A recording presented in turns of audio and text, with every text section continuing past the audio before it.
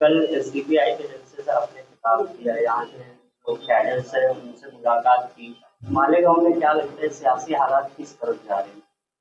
सियासी हालात अगर आप देखेंगे, आवाम में ये कशमकश है कि जिस तरीके से मसले चल रहे हैं, जिस तरीके से किरीट सोमैया जैसे भाजपा के अश्लील भोंगे यहाँ पे आके माहौल ख़राब करने की कोशिश कर रहे हैं, और उसी के साथ साथ कॉरपोरेशन के अंदर जिस तरीके से भ्रष्टाचार बहुत बड़े पैमाने पे फैल रहा है, और जो सियासी चंद खानदान यहाँ पे मालेगांव के अंदर अपनी एक किंगडम जैसे मालेगांव को देख रहे हैं कि हम यहाँ के राजा है, उस तरीके से बर्ताव है।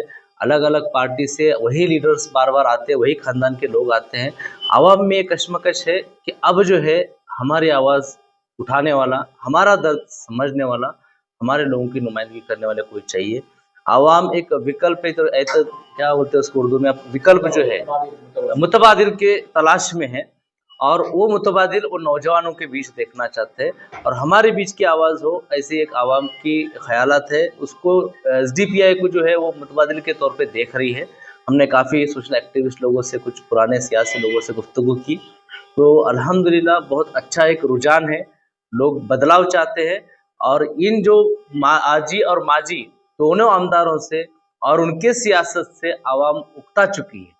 और आज हम लोग आने वाले वक्त में जो है बुनकर और जो मजदूर लोग हैं उन लोगों को नुमाइंदगी बड़े पैमाने पे हम लोग देने जा रहे हैं, ताकि उनके मसलों को एड्रेस किया जा सके, उनके मसलों के बारे में आवाज़ उठाई जा सके।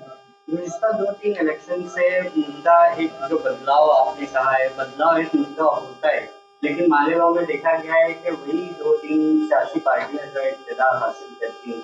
तो इस वक्त आप किस बदलाव की बात? हम बदलाव चाहते हैं कि इन सियासी, पहले चीज़ तो ये है कि बदलाव के हद तक महदूद नहीं है। ये लोग जो चंद खानदान है वो ये समझते हैं कि नुमाइंदगी करने का हक सिर्फ हमें है, और हम ही मालेगांव पे राज करेंगे, चाहे मैं नहीं करूँगा, कोई और खानदान राज करे, उसमें दिक्कत नहीं है। उनको सबसे ज़्यादा अगर चिढ़ किसी चीज़ में है ना, कि एक आम आदमी मालेगांव का उठे, आवाज़ बुलंद करे और उनकी नुमाइंदगी, ये वो लोग बर्दाश्त नहीं करते हैं। तो ये जो वो लोग बैठे हैं लेके, इनको उखाड़ फेंकने की मानसिकता सोच लोगों ने ठान ली है, बहुत हद तक उसमें ही हुआ है। तो बदलाव सिर्फ पक्ष बदलना या फिर ये बदलना नहीं है। आप देखेंगे घुमा फिरा के वही खानदानों के बीच में रहता है। हम लोग जो आए हैं ना यहाँ पे, ये सियासी गुलामगिरी को खत्म करने आए हैं। लोग आप समझ चुके हैं, लोग काफ़ी समझदार है, और ये बदलाव लोग लेके आएंगे, और उसके लिए प्लेटफॉर्म अवेलेबल कराने का काम जो है social democratic party of India कर रही है। और नई सियासत हम लोग लेके आए हैं। अब सियासत जो होंगी वो मुद्दों की होंगी, अब सियासत जो होंगी उनके हुकूकों की होंगी। सिर्फ हम लोगों ने कोई ऑप्शन नहीं है, ये 2-3 खानदानी बच्चे कुछ ऐसा लोगों के सामने बार बार जताया जाता है, ये नहीं तो ये नहीं तो ये, वो 3 खानदान को छोड़कर हम लोग एक नई लीडरशिप मालेगांव को देने जा रहे, जो यंग लीडरशिप होंगी। हम लोग ज़्यादातर जो है नौजवानों को इनकरेज करेंगे, आइए और इस सियासत की भागदौड़ संभालिए, और एसडीपीआई जो है ऐसे ही नौजवानों को प्लेटफॉर्म अवेलेबल करा के दे रही है। ऐसे ही कुछ मुद्दे आपके असेंबली इलेक्शन के वक्त भी थे, लेकिन उस वक्त जो है आपके कैंडिडेट को बहुत कम वोट मिले जी, तो क्या रीजन? असल में ऐसा है कि आप जो कह रहे हैं कि बहुत कम वोट मिली, कम इस एतबार से नहीं थी कि आपने रिजल्ट देखा है मालेगांव असेंबली हल्के का। यही जो वोट थी सिर्फ 162 वोट से जो है मालेगांव शहर का असेंबली इलेक्शन का रिजल्ट का फैसला हुआ। तो अगर हमारे कैंडिडेट को इतनी भी वोट मिली वो हमारे लिए काफ़ी है, और हम उसको कम नहीं मानते। इसमें देखिए असेंबली में आप देखेंगे, जब असेंबली चल रही थी उस वक्त में कुछ वीडियोज़ है, मालेगांव के बहुत अहम मसले थे। यहाँ के शहरियों के ऊपर बाकायदा सवाल या निशान खड़ा किया जा रहा था कि ये घुसखोर है, ये रोहिंग्या है, ये बांग्लादेशी है। उस वक्त में जिस तरीके से असेंबली यहाँ के लोगों ने चुन के आपको असेंबली में भेजा था, आपका काम था कि आप पुरजोर तरीके से लड़ते, लेकिन हमारे स्टेट लेवल पे जो है ना, हमारे मुफ्ती साहब कहीं नजर आते हैं ना, तो वो शिंदे साहब के अतराफ में आजू बाजू नजर आते हैं, कहीं गृह प्रवेश में जाएंगे ये ना, लेकिन आवाम के मुद्दों को पुख्तगी के साथ में उठाते हुए नजर नहीं आते। यही आप देखेंगे एक जगह तो नितेश राणे ने उनके सामने उन लोगों के किया था, मजाक भी ले लिया था। ये जो है ये हमारी हतबलता दिखाता है। मालेगांव में वो पोटेंशियल है, मालेगांव में वो ताकत है कि पूरे महाराष्ट्र के माइनॉरिटी मुसलमानों के नुमाइंदगी करने के लिए ऐसा एक लीडर भेजे जो पूरे महाराष्ट्र के मुसलमानों की नुमाइंदगी कर सके। लेकिन अफसोस की बात है कि हम यहाँ से जिनको चुन के देते हैं उनको वहां पे जो विधानसभा के अंदर सर्कुलर आता है उसको पढ़ने में दिक्कत आती है, मराठी पढ़ नहीं पाते आप, समझ नहीं पाते आप, फिर आवाज उठाना तो बहुत दूर की बात है। मुझे एक ही बोलना है कि हम लोग जो है ना मस्जिद के इमाम या फिर जो है ना कोई बिजनेसमैन, कोई जमीन का लेन देन करने वाला आदमी अपॉइंट नहीं कर रहे, हम लोग सियासतदान नहीं कर रहे। आपको हमें लीडर ऐसा चुनना चाहिए जो हमारे दर्द को समझे, हमारे मसलों को समझे, जो हमारी बात रखे। क्योंकि आए दिन हम देखते हैं कि शरीयत में मदाखलत करने की बात हो रही है, हिंदू मुस्लिम किया जा रहा है, मुसलमानों के आर्थिक बहिष्कार की बात की जा रही है। अभी आप देखिए आज अमरावती के अंदर एक राज्यसभा आमदार है, सॉरी राज्यसभा के खासदार, उन्होंने एक बैनर लगा था चौराहे पे, इस्लाम को जानिए, क्योंकि इस्लाम के बारे में बहुत सारे गलतफहमियां ये कर रहे हैं। चंद लोगों ने परमिशन लेके पुलिस का एक बैनर लगाया था, सिर्फ इतना लिखा था इस्लाम को जानना चाहते हैं तो इस नंबर पर राब्ता करें। उसके ऊपर वहां के खासदार ने राज्यसभा के इतना बवाल किया, न्यूज आई है बाकायदा कि ये आतंकवादी हो सकते हैं, ये हो सकते हैं। मतलब ये बात है कि आज जो है मुस्लिम होना गुनाह हो चुका है। और इसके ताल्लुक से जो है ना ये उर्दू नाम वाले जो मुसलमान नेता लोग हैं, ये उर्दू नाम वाले जो एमएलए भरे पड़े हैं महाराष्ट्र में, ये मुसलमानों के मसलों को रखने में काफी नहीं है, वो लोग कमजोर है, उनके अंदर डर है। इसीलिए आप देखेंगे कई मरतबा कुछ लोग स्टेटमेंट देते हैं औरंगजेब उनके बारे में, फिर बाद में आते माफी मांगते हैं। कई मरतबा माफी मांग चुके, ये माफी वीरों को भी शायद पीछे छोड़ देंगे सावरकर उनको। तो ऐसे माफी वीरों की मालेगांव को जरूरत नहीं है, ऐसे नुमाइंदों की जरूरत नहीं। मालेगांव के लिए वो आवाज चाहिए जो पुख्तगी की बात करे, समझ के कानून को बात करे और हुकूक और इंसाफ की बात के लिए लड़ने वाला नेता चाहिए। आपने कहा मुसलमान होना जुल्म हो गया है हिंदुस्तान में, लेकिन मुसलमानों के नाम पर जो पार्टियां बनी हुई है, मुख्तलिफ पार्टियां हैं, सब एक साथ आकर क्यों नहीं काम करते? देखिए ये सब सोचने के लिए और गुमान करने के लिए बहुत अच्छा लगता है, लेकिन हर सियासी पार्टी जो है किसी न किसी एक की इक्तदारी में है, वो अपना घर चलाना चाहता है, अपनी पार्टी मजबूत करना चाहता है। यहाँ पे आप देखिए भाजपा एक आइडियोलॉजिकल पॉलिटिकल पार्टी, एक सोच है भाजपा की। मुझे बताइए एक पॉलिटिकल पार्टी बताइए एसडीपीआई के अलावा जो शख्सियत परस्ती या किसी खानदान की पार्टी नहीं है, लेकिन अक्सरियत में पार्टियां जो है वो नेतागिरी होती है। तो वो लोग हर पार्टी ये समझती है कि मेरा ही पार्टी मजबूत हो, वो ये नहीं सोचते हैं कि मुसलमानों की सियासी नुमाइंदगी मजबूत होने के बारे में किसी का नहीं है। लेकिन ये हम हमेशा कोशिश में रहते हैं और हमेशा हम लोग रेडी रहते हैं कि इकट्ठा आ जाओ और आप मजलूमों के लिए, मुसलमानों के लिए, माइनॉरिटी के लिए आवाज उठाओ। और लेकिन एसडीपीआई जो है एक मुस्लिम पॉलिटिकल पार्टी नहीं है। मैं आपको क्लियर बताते चलूं, एसडीपीआई जो है ना हर यहाँ के शहरियों की पार्टी है, जो यहाँ के कॉन्स्टिट्यूशन में इसमें यकीन रखते हैं। कल को अगर यहाँ पे कोई जाति धर्म का लोग आता है उस पर नाइंसाफी तो सबसे पहले एसडीपीआई रहेगी। हाँ, लेकिन जब मसले और प्रॉब्लम की बात आती है किसी समाज के हिसाब से, तो सबसे ज्यादा मजलूम और जुल्म ज्यादती अगर किसी पे हो रही है तो मुसलमानों पे हो रही है। तो हमारा भी फर्ज बनता है कि मुस्लिम समाज के लिए आवाज उठाए। जल्द ही मालेगांव शहर में कॉर्पोरेशन के चुनाव होने वाले, किन मुद्दों के साथ आप मैदान में आएंगे? देखिए बेसिक जो कारपोरेशन होती है, कारपोरेशन का रोल जो होता है ना वो हेल्थ, उसके बाद में रास्ते, उसके बाद में एजुकेशन, बेसिक इंफ्रास्ट्रक्चर को होता है। आप देखिए हेल्थ के ताल्लुक से एक आम गरीब इंसान अगर कहीं इलाज कराना चाहता है, मालेगांव के कौन से हॉस्पिटल में जाएगा? कारपोरेशन के 3 हॉस्पिटल है, एक अंडर कंस्ट्रक्शन बोले अपने रिबिल्ड करने का बोले, दोनों जगह पे भ्रष्टाचार हुआ है, वो बंद है। बचा एक अंसारी हॉस्पिटल, क्या नाम उसका? हारून अंसारी। सिवाय सर्दी खांसी की कौन सी दवाई मिलती है वहां पे? क्यों यहाँ पे इंसान नहीं रहते? इनकी जान की कीमत नहीं है, टैक्स नहीं लेते आप लोग, इंसान ही नहीं समझा जाता है क्योंकि मुस्लिम बहुल बस्ती है ना। अच्छा, इसकी फिक्र जो है ना हमारे यहाँ के राजनेताओं को भी नहीं है, क्योंकि उनका इलाज अच्छे से होता है, उनके पास पैसे है, शिंदे साहब है, कुछ लोग तो अजीत पवार साहब के गोद में जाके बैठने वाले थे। लेकिन मालेगांव में नहीं चलेगा गुलाबी पार्टी, इसके लिए अभी इस्लाम के नाम पे पार्टी खोले हुए हैं, इनको कोई नहीं फर्क पड़ने वाला है। ये हेल्थ इंफ्रास्ट्रक्चर, हेल्थ में यहाँ के कॉर्पोरेशन फेल है, यहाँ के कॉर्पोरेटर्स फेल हो चुके हैं। सेकंड, दूसरा जो ये होता है एजुकेशन के ताल्लुक से, यहाँ क्या आबादी कम होती है कि बढ़ जाती है? ये अजीबोगरीब कॉर्पोरेशन है। हमारे बच्चों को कम से कम तालीम तो हासिल करने दो। आपने 6-7 स्कूल बंद कर दिया, आपने मजाक बना के रखा हुआ है। हमारे मुस्तकबिल को जो है ना ये अंधेरे में ढकेलना चाहते हैं। ना एजुकेशन है, ना हेल्थ है, रोड की तो बात करना ही नहीं हम लोग।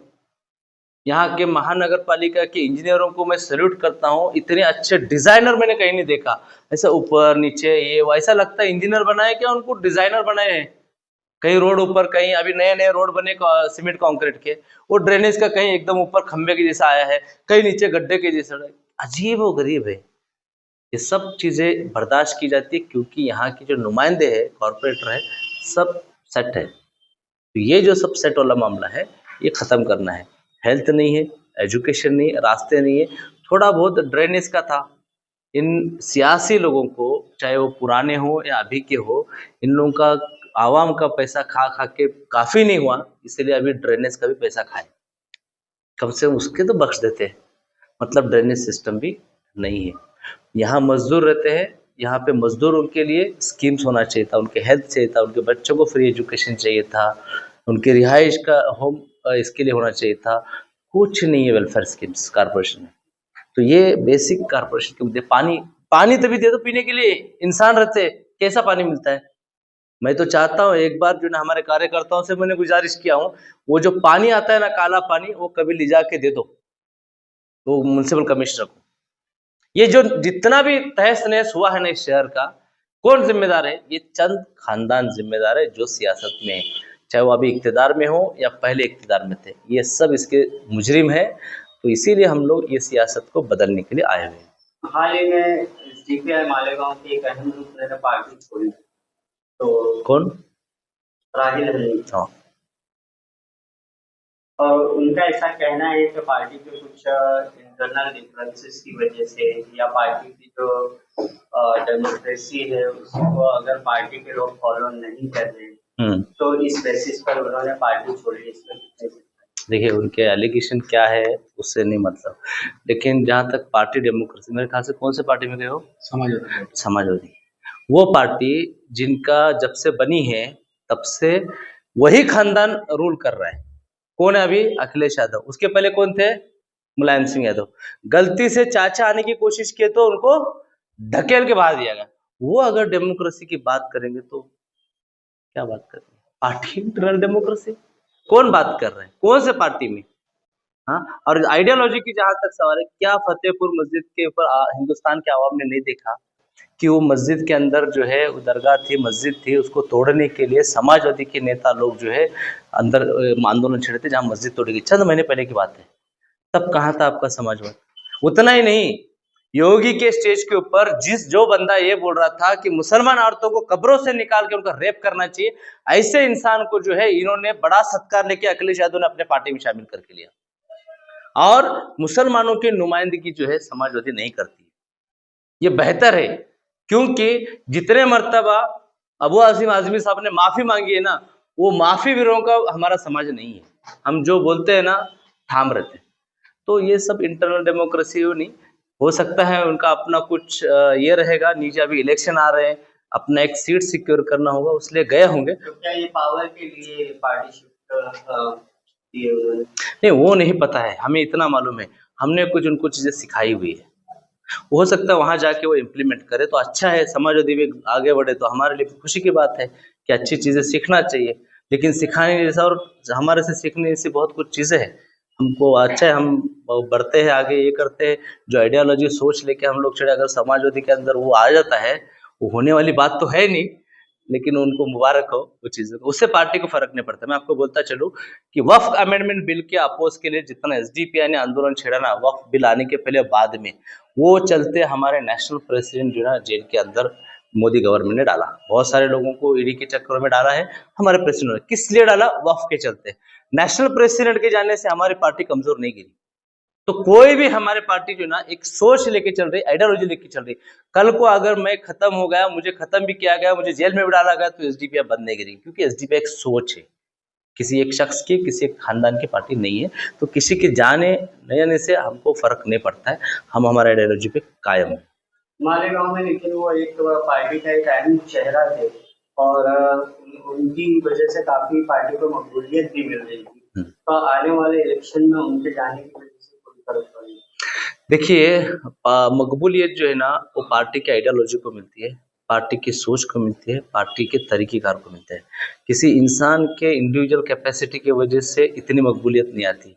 आज एसडीपीआई को लोग मानते हैं ना, वो मेरे वजह से नहीं मानते हैं, ना मज़हर उनके वजह से मानते हैं, ना अब्दुल्ला भाई उनकी वजह से। हमारा जो तरीक़ेकार है, हम जो सियासत लेके हिंदुस्तान में उतरे हैं ना, कि आवाम की बात करो, उनके मसलों की बात करो, और सोच, तरीक़ेकार, कैडर बेस सिस्टम, डिसिप्लिन, ये जो चीज़ें हैं ना, इससे मकबूलियत आती है।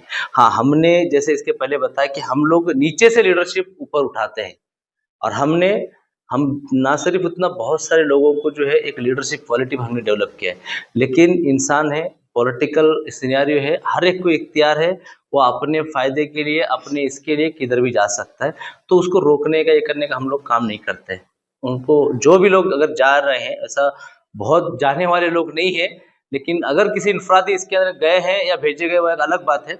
लेकिन वो वहाँ जहाँ भी जाएंगे ना, वो हमारे आइडियोलॉजी इम्प्लीमेंट करने की कोशिश करेंगे, इसकी हम उम्मीद करते हैं। एक आखिरी क्वेश्चन के कारपोरेशन इलेक्शन में उम्मीदवारी को लेकर आपका क्या, कितनी सीट्स पर इलेक्शन होंगे, क्या क्राइटेरिया होगा उम्मीदवारी के लिए?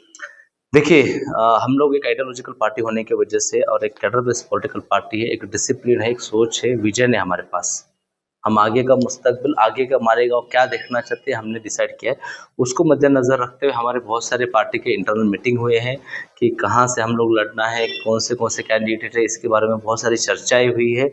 और तकरीबन 10 से 12 पैनल्स के ऊपर हमारा अब तक लड़ने का फाइनल हुआ है। और भी जगह से हमको प्रपोजल आए हैं, तकरीबन सारे वार्ड में हम लोग लड़ेंगे। वो प्रपोजल के ऊपर एक डिस्कशन चालू है कि कैसा क्या है। क्राइटेरिया ये है कि नुमाइंदगी आवाम की करने वाला बंदा चाहिए, उसके अंदर वो सलाहियत हो। ऐसा नहीं होना चाहिए कि वो कारपोरेशन में जा रहा है लेकिन उसको मराठी ही नहीं आती है, वो समझ ही नहीं पाता है, तो किस लिए नुमाइंदगी करने के लिए भेजे? फिर जुब्बा पहन के, सुरमा लगा के जाने के लिए आपको कारपोरेशन भेज रहे क्या? बिल्कुल नहीं। उनके मसलों को समझे, आवाम के मसलों को समझे, उनके दर्द को समझे, उनकी आवाज़ पुख्तगी से सामने रख सकते हैं। ऐसे लोगों को हम लोग जो है ना टिकट दे रहे हैं। बहुत सारे इच्छुक लोग हमारे पास आ रहे हैं, हम लोग उनको वेलकम कर रहे हैं, और इंशाल्लाह आप देखेंगे कि तकरीबन सारे पैनल्स पे हम लोग इलेक्शन लड़ेंगे। इसी के साथ इत्तेहाद का कोई रहा? अलायंस के ताल्लुक से हम लोगों को बहुत सारे लोगों ने अप्रोच किए हुए, और स्टेट लेवल पे बातचीत चल रही है, सिर्फ मालेगांव के नहीं। अभी कारपोरेशन इलेक्शन महाराष्ट्र में बहुत सारी जगह पे, और social democratic party of India तकरीबन 18 से 19 डिस्ट्रिक्ट में हम लोग काम करते हैं, और वहाँ पे उसको मद्देनजर रखते हैं मुंबई कॉर्पोरेशन हो, पुणे कॉर्पोरेशन हो, औरंगाबाद हो, नांदेड़ हो, या फिर परभनी भी हो, बहुत सारे कॉर्पोरेशन में हमारा टाइप चल रहा है। जो नज़दीकी ख्यालात रखते हैं, बीजेपी और उनके अलायंस छोड़ के बाकी सारे पार्टियों के साथ में हम लोग जाने के लिए रेडी है, और 2-3 पार्टियों से बातचीत चल रही है। इतना है कि अभी इमेज